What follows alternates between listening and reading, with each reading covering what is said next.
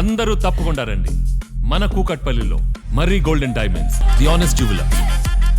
తెలంగాణలో కిడ్నీ వ్యాధిగ్రస్తుల కోసం ప్రభుత్వం కీలక నిర్ణయం తీసుకుంది. మెరుగైన చికిత్స అందించేందుకు రాష్ట్ర వ్యాప్తంగా కొత్తగా 79 డయాలసిస్ కేంద్రాలు ఏర్పాటు చేయాలని నిర్ణయించింది. ప్రస్తుతం ఉన్న డయాలసిస్ కేంద్రాల్లో పడకల సంఖ్యను పెంచనుంది.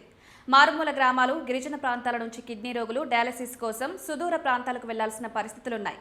అందుకే తెలంగాణ ప్రభుత్వం ప్రతి 25 కిలోమీటర్ల దూరానికి ఒక కేంద్రం ఉండేలా ప్లాన్ చేస్తోంది. కొత్త డయాలసిస్ కేంద్రాలకు సంబంధించి వైద్య ఆరోగ్య శాఖ ఉత్తర్వులు జారీ చేసింది. ఈ కొత్త డయాలసిస్ సెంటర్లను పీపీపీ పద్ధతిలో హబ్ అండ్ స్పోక్ మోడల్లో నిర్వహించనున్నాయి. ఈ డయాలసిస్ కేంద్రాలకు హైదరాబాద్లోని నిమ్స్, ఉస్మానియా, గాంధీ ఆసుపత్రులు మెయిన్ హబ్లుగా ఉన్నాయి. క్లినికల్ రివ్యూ, టెక్నికల్ గైడెన్స్ అందిస్తాయి. కొత్త డయాలసిస్ కేంద్రాలు ములుగు, జయశంకర్ భూపాల్పల్లి, ఆసిఫాబాద్ వంటి మారుమూల ప్రాంతాల్లో ఏర్పాటు చేయనున్నారు. మొత్తం 416 బెడ్లు అందుబాటులోకి వస్తాయని చెప్తున్నారు.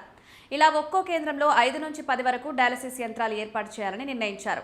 ఈ 79 డయాలసిస్ సెంటర్లను బోధనాసుపత్రులు, సామాజిక ఆరోగ్య కేంద్రాల్లో ఏర్పాటు చేయనున్నారు.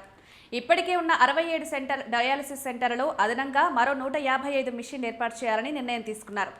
కొత్తగా ఏర్పాటు చేయనున్న డయాలసిస్ సెంటర్లతో పాటుగా బెడ్లు అదనంగా ఏర్పాటు చేస్తే రోగులు నిరీక్షణ సమయం తగ్గుతుందని, ఎమర్జెన్సీ కేసుల్లో త్వరగా వైద్యం అందించే అవకాశం ఉంటుందని చెప్తున్నారు. డయాలసిస్ సెంటర్ల ఏర్పాటుకు టీజీఎంఎస్ఐడిసి ద్వారా టెండర్ల ప్రక్రియను వెంటనే చేపట్టాలని అధికారుల్ని ఆదేశించారు. తెలంగాణలో డయాలసిస్ సెంటర్లు హబ్, స్పోక్ విధానంలో సాగుతున్నాయి. మొత్తం మీద కొత్త డయాలసిస్ కేంద్రాల ఏర్పాటుతో కిడ్నీ రోగులకు ఊరట దక్కనుంది. సుదూర ప్రాంతాలకు వెళ్లాల్సిన పని లేకుండా దగ్గరలోనే డయాలసిస్ చేయించుకోవచ్చు.